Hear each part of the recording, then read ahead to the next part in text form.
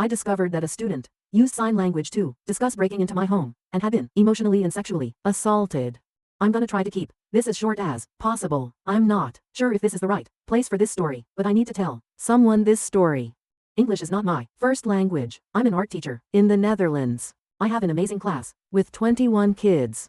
The majority of them are really sweet, but there is this one kid. Let's call her Jane. She has autism, and she seems to like me a little too much. She would do her best to be extra nice to me and would defend me whenever one of her other classmates weren't listening or being rude. As far as I know, she doesn't do this with her other teachers. She has a friend group of about 3 others which she always sits with, and whenever they talk, there is always one of them that looks at me. It gives me the feeling that they are talking about me, which is kinda creepy, but I guess as a teacher you can expect it. I have always kind of got the feeling that Jane likes me. For Valentine's Day she bought a rose for me. Anonymous, but I know it was her because of the handwriting on the card. On Monday, she was always earlier to class than the rest. 5 minutes earlier than class started, and she would be slow with making her work on purpose so she could stay after class with me. She would also always tell me stories about things at home that she doesn't like about her family and other stuff. She would also very often come into class with bruises and other injuries, but that might be for another story, and she would just be overly nice to me. I would never call her out on any of it because I thought that maybe I was just delusional and it was just her being different. But here comes the actual part on why I'm writing. Last week I was teaching them, and Jane and her friends were speaking in sign language. Usually they would just be talking, but Jane was sitting alone on the other side of the classroom because she and her friends were being quite annoying. I know sign language because my brother is deaf, but I never told the class this so they didn't know. Apparently Jane and her friends were talking about me, how Jane wanted to find out where I lived. She does know the town I live in and wanted to break into my home and do things to me. I can't really go into detail, but that's one thing I heard. I also found out she's stalking me on my way from work to the bus stop, and on social media. She also fantasizes about me, and I heard many other things that I can't really say here. I haven't gone to work since because I don't think I can work at that school anymore. I feel bad for Jane that she doesn't see me in class anymore, but I don't want to risk anything. What do I do? Should I go back? I have no idea why I'm even posting here. I'm just so creeped out and I have no idea what to do. Edit. I have seen people complain about my spelling and some other things. I'm 21, Jane is 12. I was writing this on my break with my other job, so that's why a lot of things are a little weirdly written. I have also never posted on Reddit before, so that's also why. Edit 2. I'm gonna talk with her tomorrow at school. Edit 3. No, I'm not gonna talk to her alone. I'm asking 2 others to join us. I could update you all tomorrow, but seeing as many people refuse to believe that my story is true, I'm not sure if I'm gonna do that. I'd rather not get more hate. Last edit for now. Best I can do is update in 2 days. Tomorrow I'm gonna talk with Jane. Thanks to everyone. Relevant comments. If this is real, then you have an obligation to report it. And the bruises.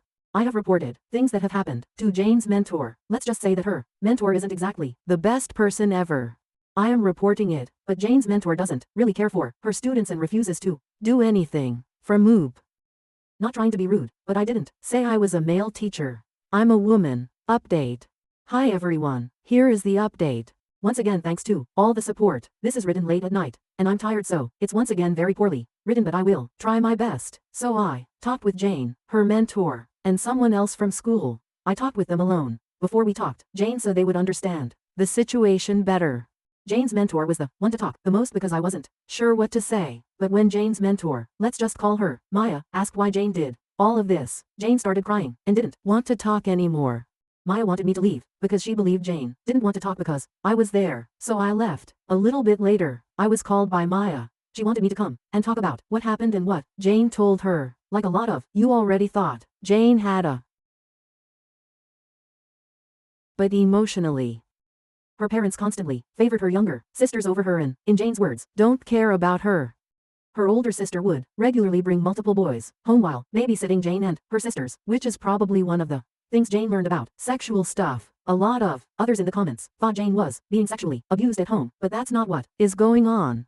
Jane told Maya that her other classmate, Luca, editor's note, I chose a gender-neutral name as we do not know anything else about this person, who is 2 years older, due to having to repeat a year, sexually abuses Jane. Jane says that Luca claims that this is what love is, and that's why Jane thought that it was okay to say those things about me, because she loves me.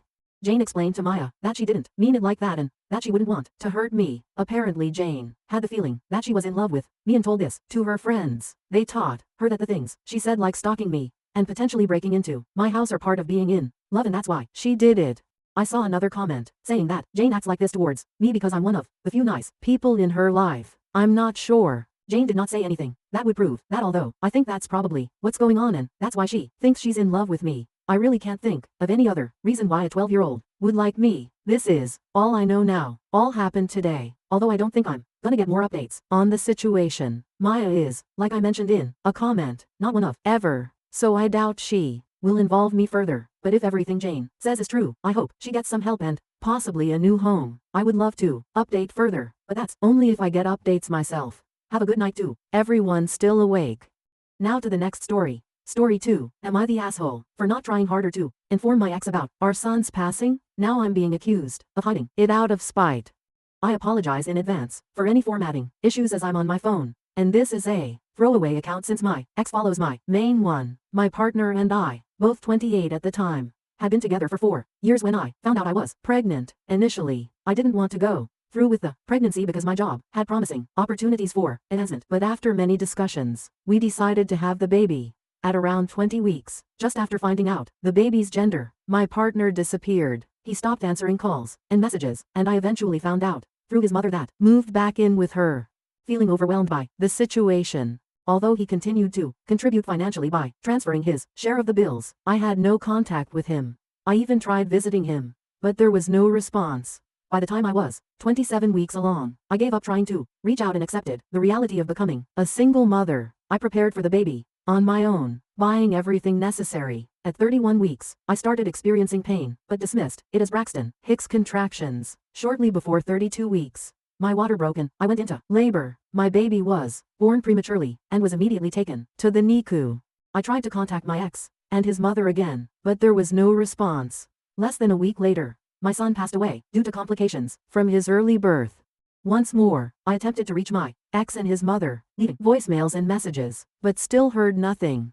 The following weeks were a blur as parents helped me arrange the funeral. They also tried to contact my ex and his family without success. Eventually, I stopped trying. I felt broken and couldn't bear the weight of trying to reach out any longer. After the funeral, I told my family not to bother with any further attempts. 5 months after our son's birth and death, my ex suddenly appeared at my flat. He let himself in while I was out, and when I returned, he immediately became hostile, demanding to see our son. When I told him what had happened, he became extremely upset and stormed out. Shortly after, his mother and other family members bombarded me with angry calls and messages, accusing me of deliberately withholding the news of our son's death out of spite. It has been nearly 3 weeks since this confrontation, and they continue to treat me horribly. When I confided in my sister, she said that while she understands I was going through a lot, she feels that I could have tried harder to inform them. This comment has left me questioning whether I should have done more. Did I truly not do enough?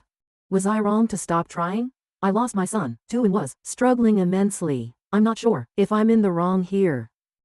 Thank you all so much for your responses. I'm sorry I haven't replied to any, but reading them has been overwhelming. Writing this out and reliving the experience has been incredibly hard. I'm going to drink some wine, read your kind words, and cry myself to sleep. I've recently moved into a new flat, and thankfully, my dad has covered the cost of a private therapist who I see regularly. Second edit. I didn't expect this post to get so much attention, but if you happen to read this, Lewis, read it carefully, then leave me alone. I'm going to show my therapist this post and discuss it with her. I appreciate all of your support, even though it made me cry a lot. I'm signing off for now, but thank you again. Update post. 2.5 months later.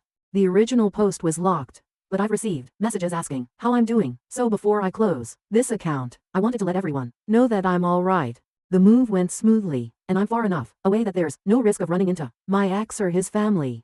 I've changed my number and deleted all social media, so I haven't heard from them in about 6 weeks. My sister apologized for her earlier comments, but our relationship isn't quite the same. I'm still in therapy and trying to move forward. I visit my son's grave when I can, and thankfully, my ex and his family don't know where it is, so I can do so in peace.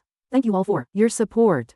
I found myself revisiting the previous post many times over the last few months, and it has helped more than I can express. This is my final update, and I'm leaving this account now, but I want to say thank you again. Relevant comments. When asked to clarify what her sister said or was thinking, my dad was very upset when he found out what my sister said to me. She claimed she didn't realize how much effort we had put into contacting my ex and thought I had just given up like when I was pregnant. However, this seems like an excuse, because she was aware of our attempts, although her apology seemed genuine, and she has since criticized how my ex and his family have behaved. Our relationship remains strained. Final update. 8 months later. I had forgotten about Reddit until I was clearing out some apps for phone space, so I thought I'd give one final update before saying goodbye. I wish I could say everything is amazing now, new job, new partner and all that, but it's nothing quite that exciting. I moved into my new flat last year and it's nice, though I had forgotten how expensive it is to live alone. I'm managing though. I did get a new job. Similar pay and role to the old one, but my ex doesn't know where it is. There was no dramatic encounter or anything. I just wanted a fresh start, along with my new home. As for dating, I haven't felt ready to get back into it yet. I'm taking things one step at a time. My relationship with my sister remains limited. LC, although she apologized for what she said, I still feel hurt, especially knowing she occasionally still talks to my ex. It's not some dramatic revelation. She just chats with him if they bump into each other. But it still stings after everything that happened. I'm still in therapy and even doubled the length of my sessions around the 1-year anniversary of my son's passing. Thankfully, my ex didn't show up at his grave when I visited, or at least not when I was there. That visit was incredibly painful, and I spent several days afterward just crying and drinking. It was a tough time. My dad has been my rock throughout all of this. I'm still paying him back for all the support he's given me, though he waves it off whenever I mention it. We've developed a lovely Sunday morning routine of drinking tea, catching up and maybe watching some F1 together. It's simple, but it means the world to me. Overall, life is calm, which is a relief. No drama, no contact from my ex or his family, and no major life changes. Just one foot in front of the other. I reread everything I posted last year and revisited many of the comments, and I want to say thank you again. I was in a really dark place, and it was hard to see that I wasn't the villain in this story. A mix of therapy and all the comments helped me come to terms with that. So thank you all. This is my final goodbye. Take care everyone. If you haven't subscribed yet, please do so and hit the notification bell to stay updated with more shocking real life stories happening around you.